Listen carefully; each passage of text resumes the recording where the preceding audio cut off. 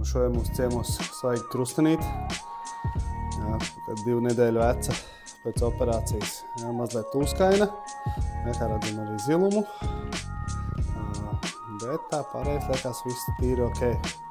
Šādi tādi pēc operācijas perioda pārkāpumi, bet tas viss ir labojams un maināms. Tad mājās šitā tev uztaisīs sev. Jā, tev gumijas ir vai tev vajadzēs iedot? Es tev iedošu šito, ja? Nu, tagad esam uzlikuši tensu un gatavojamies iemācīties vienu no vissvarīgākajiem vingrinājumiem. Spiedēt uz leju. Spiedu, un pēdu vēl pie sevis, ja? Un tad spiedu. Bet bez sāpēm tam jābūt. Ja? Tātad kāju šūpošana, tas ļoti labi palīdz pret tūsku. Nu, nodarbības beigas, un reizē mēs varam saspringzināt muskulu.